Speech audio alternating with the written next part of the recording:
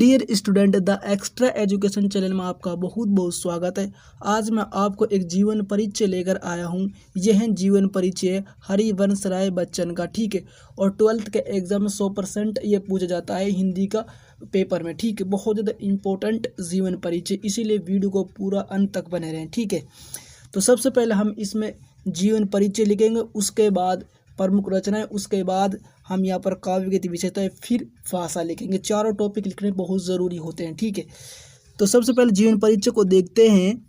जीवन परिचय श्री हरिवंश राय बच्चन का आधुनिक हिंदी कवियों में महत्वपूर्ण स्थान है। यानी कि श्री हरिवंश राय बच्चन का आधुनिक हिंदी कवियों में महत्वपूर्ण स्थान है। उनका जन्म सन 1907 में इलाहाबाद प्रयाग के कटरा के मुहल्ले के एक कायस्थ परिवार में हुआ, ठीक है। कब कहाँ पर हुआ था? इलाहाबाद में। और कब हुआ था? 1907 में, ठीक। कटरा के मुहल्ले के कायस्थ परिवार में। उनका पिता का नाम प्रताप नारायण था, जो अपने मधुर स्वभाव के कारण सभी लोगों के प्रिय थे, ठीक है। बच्चन जी की आरंभिक शिक्षा काशी में हुई। सन 1938 में इलाहाबाद विश्वविद्यालय से उन्होंने अंग्रेजी विषय में स्नातकोत्तर की उपाधि प्राप्त की। यानी कि सन 1938 में इलाहाबाद जो विश्वविद्यालय है वहाँ पर अंग्रेजी के विषय में स्नातकोत्तर की उपाधि प्राप्त की, ठीक। और कैम्ब्रिज विश्वविद्यालय से पीएचडी की उपाधि प्राप्त की। यानी कैम्ब्रिज विश्वविद्यालय से पीएचडी की उपाधि प्राप्त की। तत्पश्चात वह इलाहाबाद विश्वविद्यालय में अध्यापन का कार्य करने लगे, ठीक है। वह आकाशवाणी के साहित्य कार्यक्रमों से भी संबंध रहे, ठीक है। सन 1966 में बच्चन जी राज्यसभा के सदस्य मनोनीत हुए और भारत सरकार ने बच्चन जी को पद्म विभूषण की उपाधि से विभूषित किया, ठीक है। सन 2003 में मुंबई में इस महान साहित्यकार का निधन हो गया। यानी कब? सन 2003 में, ठीक है। अब है प्रमुख रचनाएं, ठीक है। बच्चन जी की प्रमुख रचनाएं इस प्रकार हैं। मधुशाला सन 1935 में, ठीक है। मधुशाला सन 1935 में। मधुबाला सन 1938 में, ठीक है। मधुकलश सन 1938 में। निशान निमंत्रण, आकुल अंतर, ठीक है।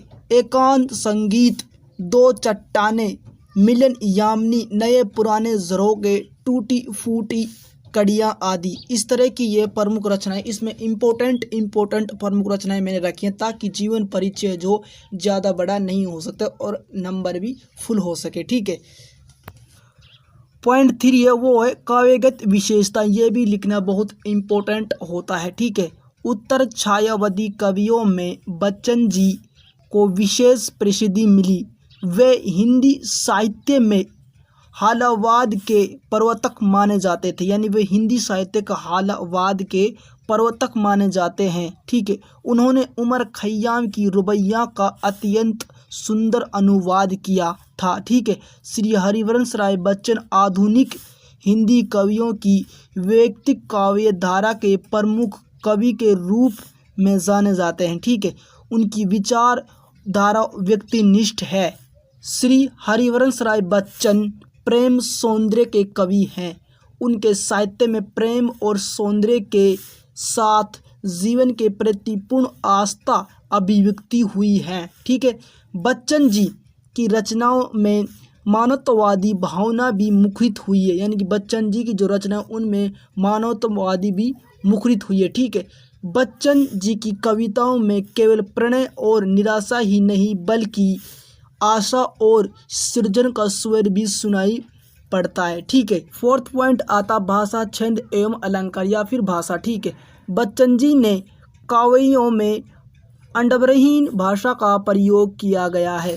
यानी कि बच्चन जी की जो काव्य रचनाएं हैं उसमें अंडवरहीन भाषा का प्रयोग किया गया है, ठीक है।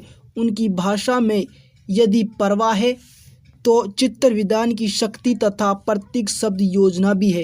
यानी उनकी भाषा में यदि परवाह है तो उसकी चित्र विधान शक्ति का प्रतीक शब्द योजना भी है, ठीक है। बच्चन जी ने हमेशा सीधे ढंग से अपनी बात कहते हैं। यानी कि सीधे ढंग से अपनी वो बात कहते हैं बच्चन जी। और उनकी कविताओं में अलंकारों का भी प्रयोग स्वाभाविक रूप से हुआ है। ठीक है, यह है हरिवंश राय बच्चन का जीवन परिचय। बहुत ज़्यादा इम्पोर्टेंट जीवन परिचय, एग्जाम 100% देखने को मिल सकता है। अगर वीडियो अच्छी लगे तो प्लीज़ वीडियो को कर दो लाइक और चैनल को तो सब्सक्राइब। आप बस यही एक रिक्वेस्ट है। ठीक है, इसी चैप्टर की M² टाइप क्वेश्चन की वीडियो भी आएगी, उस वीडियो को भी आप ज़रूर देख लेना।